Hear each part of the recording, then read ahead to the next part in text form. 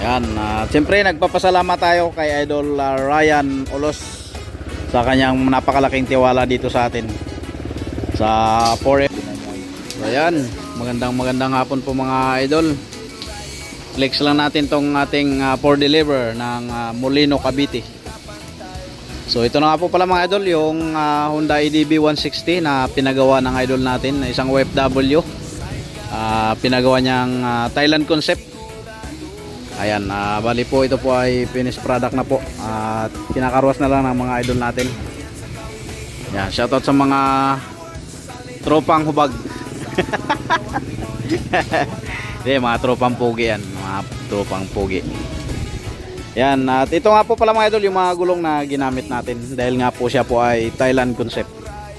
Siyempre mga naka-disc brake po yan, differential type. At nandyan po ang ating gearbox.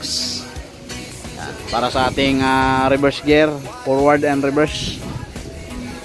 Yan. Siyempre yung ating mga tail light gumagana po yan.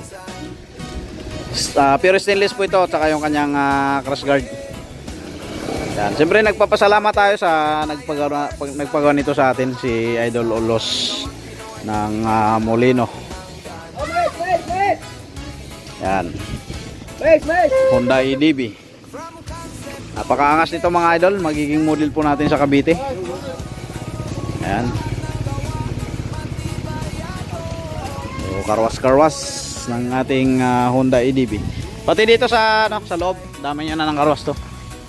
Para talagang napakalinis. So, buong muka. Ito nga po pala mga idol yung ating kapag atras at abante. Ito yung dito natin pala nilagay yan.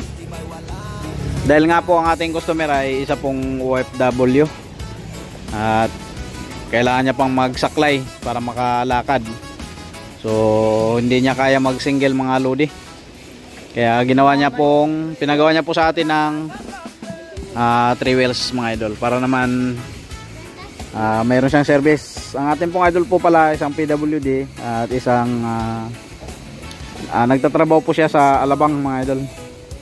Sa isang call center po. Ayan, call center. Ito pa. Yan. Mga idol. Yan sa ilalim. Yan. Dukotin nyo na yung lahat ng kailangan dukutin dyan. Ayan. So, shoutout din po pala sa may-ari nito. Taga Gentry Cavite. Ongoing na rin yung kanyang 3 wheels. Honda Click. Tapos, Honda Click from Cebu City. Ayan, bound to Cebu po yan mga lodi. Dadalhin po ng Cebu ng idol natin. Ayan. So ito muna ang ating may lalabas ngayon araw. Itong ating EDB 160 Thailand concept 3 wheels. Ayan. So mamaya mga idol papakita natin yung kanyang kung paano siya gamitin pag atras at saka pag abante. Ayan. So ayan mga idol. So ito na po ang finished product ng ating Honda EDB 160. So ayan, gumagana po yung ating mga tail light sa likod. Yan. Hazard. Left and right lang, left and right. Tanggalin mo hazard, yan. Yan, kaliwa, kanan. Yan. Kaliwa. Kanan, hazard. Okay. Gumagana lahat mga idol. Ang ating magiging model dyan sa Molino, Bacoor, Cavite.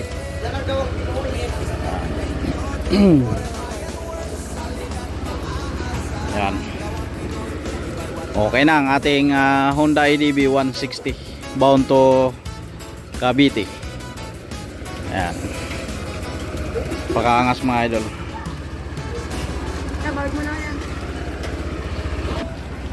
So yan mga idol, antayin na lang natin yung lalamove doon sa unahan.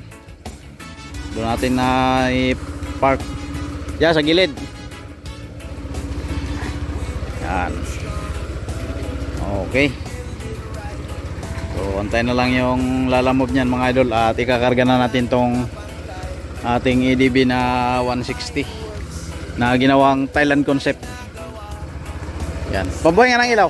Yun. Buhay mo ilaw yun. Madilim. Ayan.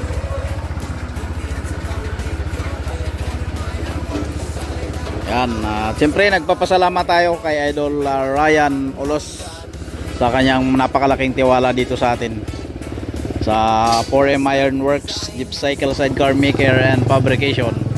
Atras mo konti. Atras mo konti. Munting atras lang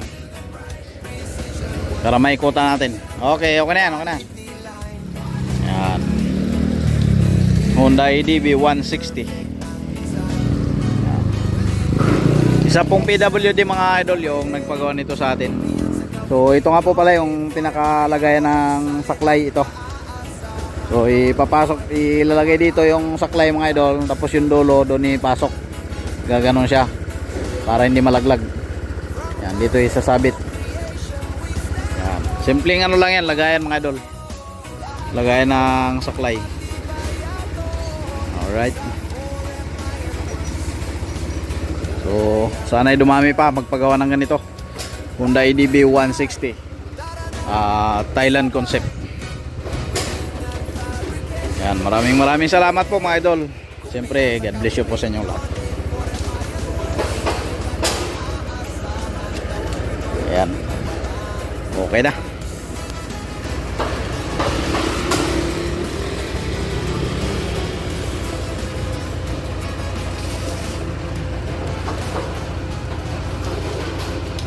Ayan mga idol, nandito na po ang Lalamove na tracking.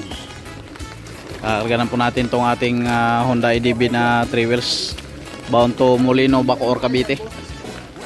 Ayan. Ayan mga idol. Alright. Mabigat-bigat talaga yan. Hop, dandan lang.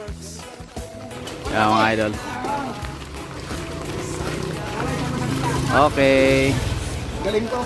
Alright. Sige, sagad mo yung ano. Sagad mo yung gulong dyan sa unahan, dyan sa pinakadulo. Tapos Paling mo muna bila. hindi, ano lang. Yan mga idol, yan, maraming salamat. Ayan idol, naipadala na. Dito na sa loob na ng truck. Ginugulo mo lang.